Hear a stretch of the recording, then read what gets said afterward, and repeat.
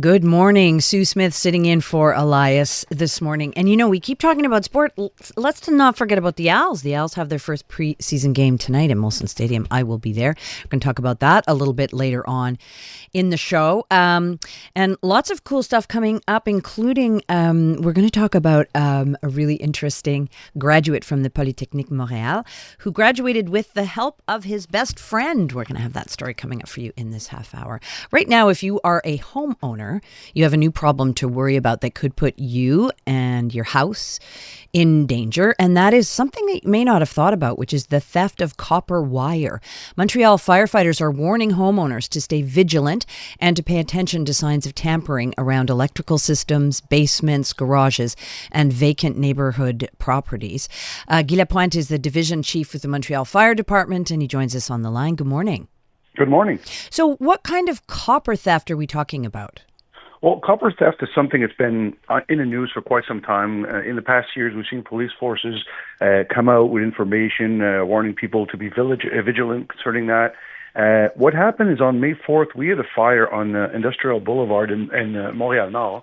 And during the course of the investigation, we discovered that the grounding wire from the building had been removed, and the fire was of electrical origin. So while we can't ascertain for certain that that was the cause of the fire, we cannot we can't eliminate it either. And that prompted us to check on some nearby buildings, and we realized that a lot of the buildings in the area had seen their grinding wire stolen. So they were without that grinding wire, which is something that's very important. Okay. So we had seen in the past, like the wiring get stolen from abandoned buildings or vacant buildings, or maybe charging stations for electric cars and stuff like that. But this is like a first that they would steal it from an occupied building. So let me take you back a second. Can you explain what a grounding wire is? Well, if I want to keep it simple, what it basically does, it's designed to redirect dangerous electrical currents into the earth. So, for example, if there's a problem with an appliance and, for example, there's a short, then what the grounding wire will do is it'll channel that dangerous current away from the body. If you don't have it, then what can happen is the frame of that appliance can become electrified, right, and then there's a risk for electrocution. And at the same time, there's also a fire hazard risk there. Now, at the same time, I don't want people to worry too much in the sense that it is a risk. It's not something extremely dangerous, but it's something that's definitely worth looking into. So what we're saying is people to check their properties, especially that area, to see if the grinding wire is still present. If you're not sure how to check, we recommend that you talk to a professional. And the most important thing is don't manipulate anything. If you see something that you feel is off or awkward, then definitely have a professional take a look at it. Okay, so I've seen pictures from, I guess, that building on May 4th, which looked very clearly like it had been tampered with. If you're an average homeowner, like, what are you looking for? Can you tell right away? Well, exactly. What you're looking for is that wire that's generally in the area where the electricity will come into the building. And it's really simple. It's a wire that's on the side of the building that'll generally go straight into the ground. Now, again, depending on the building, there's different types, so it's not all the same. Mm-hmm. It's something that's fairly easy to find. But again, if you can't find it, or if you do find it and it looks like it was tampered, like the pictures you mentioned, then that's where it's important that you talk to a professional, but also contact the police to file a complaint. That's also very important. Oh, the police. Okay. Because you've had obviously vandalism, but I mean, are you supposed to contact the firefighters to let you know? So I guess there's not much. Well, they can contact us, but there's not much that we can do in the sense that we can't replace it, we can't do the repair, and obviously we're not the ones who are going to write the report. Right. Like the investigation into the thefts is definitely police work. Our job is more into preventing.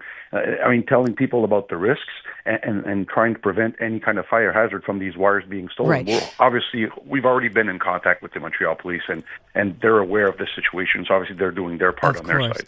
I guess I'm trying to make the link between that grounding wire and fire. Like, how does that happen? If you've had your grounding wire tampered with, how does that make your building a fire risk? Well, if you get a surge, if you have a problem with an appliance, as I said before, what happens is if the current has nowhere to go which normally it would go into the ground where it's the safest place to send it, then appliances might overheat. There might be electrocution risk. Okay. There might be a spark, and that might start a fire. It might be in the fuse box.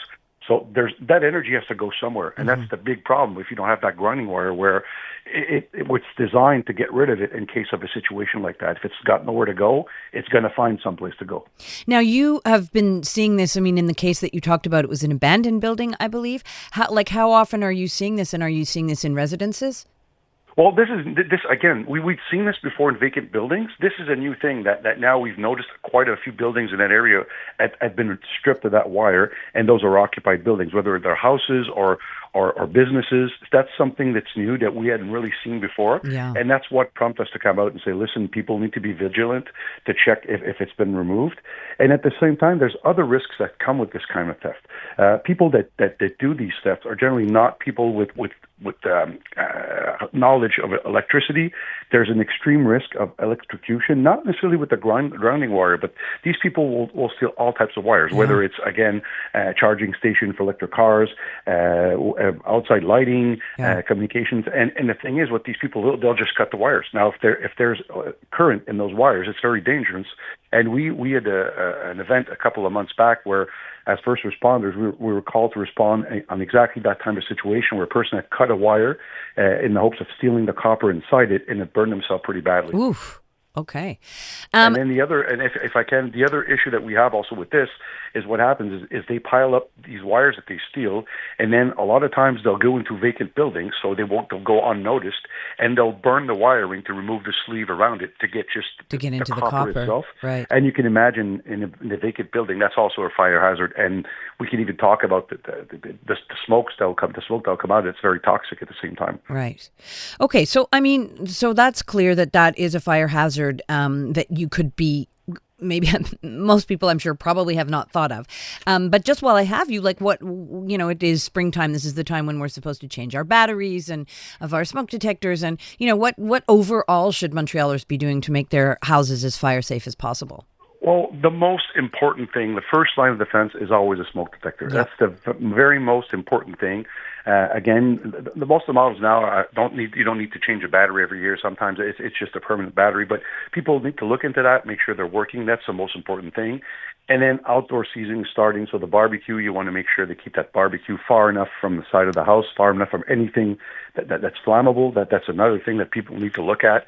And at the same time, I can maybe just go on this subject where our Montreal Canadians are doing very well. We're seeing a lot of celebrations. Unfortunately, we're seeing a lot of fireworks, that's a very big fire hazard. People don't really know how to manipulate them, and it's a fire hazard. It's also very dangerous. We're talking about some projectiles that are over 1,000 degrees Celsius. So you can imagine someone was to be hit in the face or in the body. It's something that's very dangerous, and I want to remind people that the use of fireworks on the island of Montreal is strictly prohibited. The only time you can use them, you need to get authorization from the fire department, and to be very frank with you, we seldom do that, and when we do, it's in very specific situations where it's professionals and with a lot of rules to make sure that it's done safely. Well, I have to say, a lot of the behavior that we've been seeing in the celebration is strictly illegal, and so fireworks probably just one of them. Can I ask you a really stupid question, which you're probably going to roll your eyes at, but what about fire extinguishers? Are we supposed to have fire extinguishers in every room? Well, not in every room, but it's always good to have one. I would say the kitchen is always a smart place to have one nearby, because that's generally where you might have a situation where a cooking fire or something like that. Every room, I think, would be a bit of an overkill. But definitely, while it's not mandatory, I recommend that people have one. And if you do purchase one, make sure you get instructions on how to use it. And again, there's different types of fire extinguishers for different types of fires. So while I don't want to go into these details here, it'd be a bit complicated. I think people should look into that. I think it's something that could absolutely be very important in case of a fire. But again, you need to buy the right one and to know how to use it to be able for it to be effective. Okay. All right. Well, we'll leave it there. Thank you so much, Guy Lapointe. I appreciate your time on this. You're welcome. Have a great day. You too. Bye-bye. Bye. That's Guy Lapointe. He's a division chief with the Montreal Fire Department. And a lot of people are saying, well, how can that happen, the grounding wire? But it has happened. There have been a number of vacant buildings that have had electrical fires because of this grounding wire taken out. And we'll have to ask Walter Assey about that on the weekend, a grounding wire and how you check for that. Some people are suggesting that you have to look in where your water main comes in.